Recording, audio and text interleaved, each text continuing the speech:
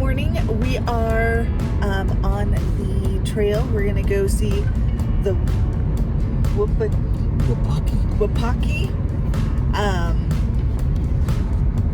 We're heading to the Wupatki ruins this morning. I am now in the sun. The trees here are beautiful. It smells amazing. It was really hard to find any information on the Bonito Campground. I mean, oh my gosh. Oh my, that is so friggin' amazing. Oh, lava flows. Holy cow.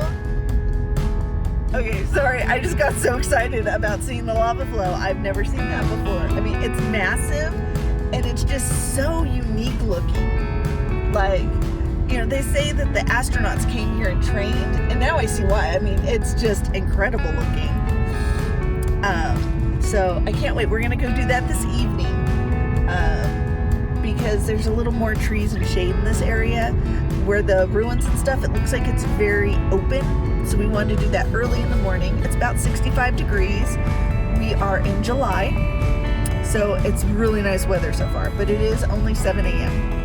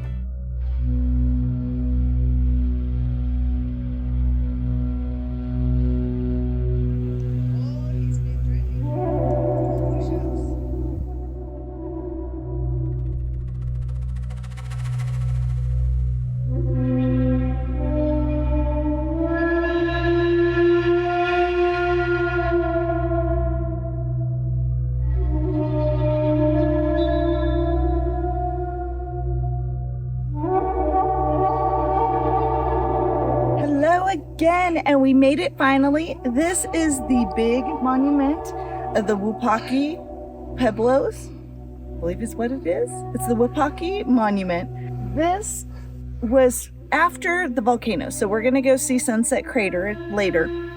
And that about 1,000 years ago went off, exploded, boom. And so you'll see all this really great black rock and soil, and the dust and stuff that came and settled in this valley really helped make the land fertile. So these Native Americans came and they built these really amazing structures, and they had agriculture here. Not exactly sure what they grew, probably corn, agave maybe, I don't know. I'm not sure. I'm sure Rob will know. So they were here for a really long time until the soil kind of started reverting back to its original type. So it wasn't very good for agriculture. And so they moved on and they left all these ruins.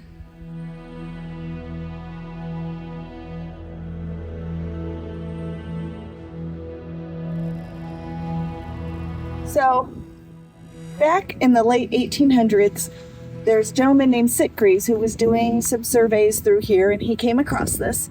However, it wasn't what was their main priority, so it was kind of a side note in his adventures, I guess. It wasn't until like the 1900s beginning that people started taking interest in it. So it's really a fascinating type of building. It seems that they've taken like the rock here and makes these thin little sheets. If we'll get some video of like some of the rock on the ground. So it seems to become like these sheets. I don't know if it's like a sandstone, but they would take these and they would make bricks. Like these aren't man-made bricks. These are just the rocks that they chipped out of the surrounding area. So I think it's very fascinating to see how it's made.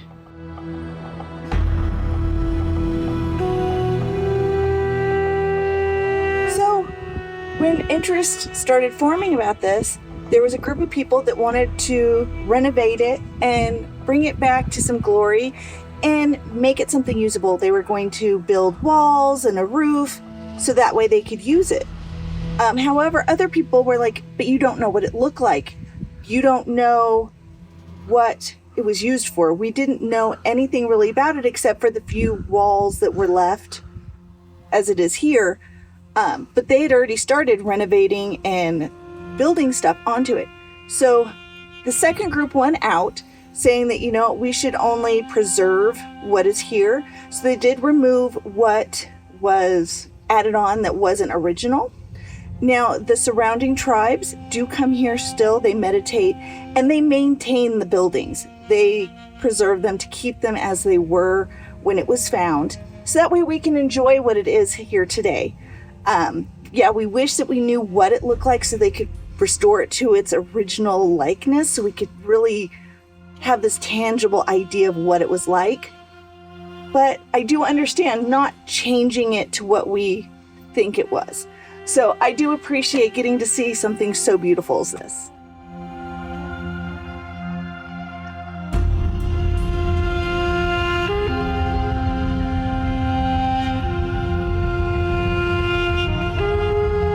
Okay, so do remember that this is a national monument. They ask that you stay in the areas that it's designated that you can go into.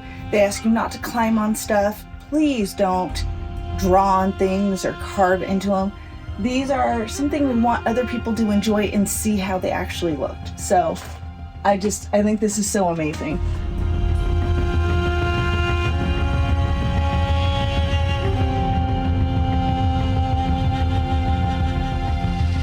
So I think these were grinding stones.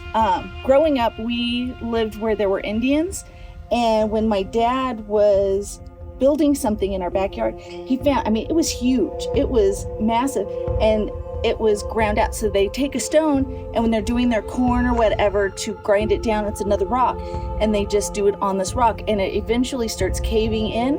And so you can see the smooth from them pushing to grind whatever it was that they were eating.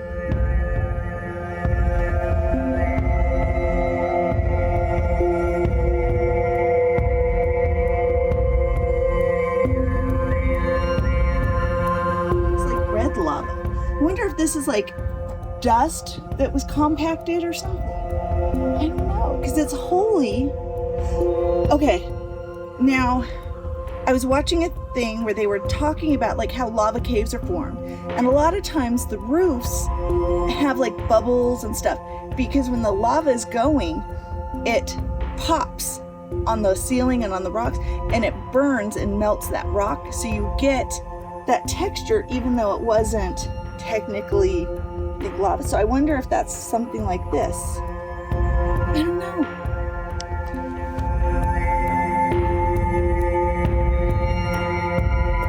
What the arrows are for. Seems like it's a seam.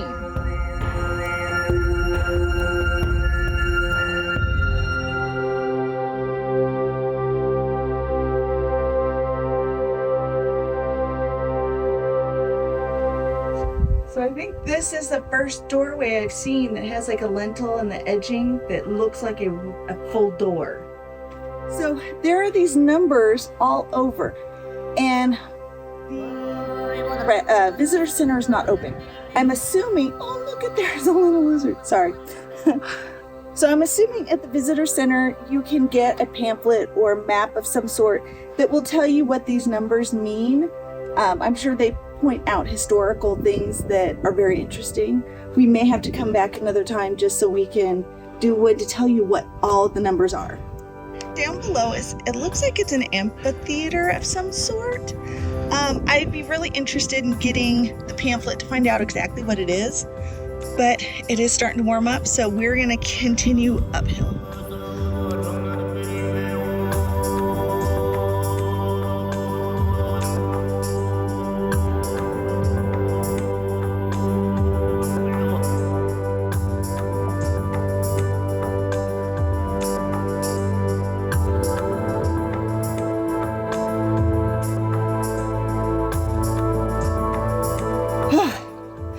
Those are some stairs.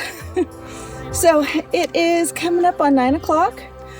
It is getting a little warm. So we have really enjoyed seeing everything. We would like more information. So we're gonna wait for the visitor center to open up. We're gonna get a pamphlet and we're gonna come back another time at dawn. So monuments are open from sunrise to sunset. However, the visitor centers are typically open from like 9 to 4:30.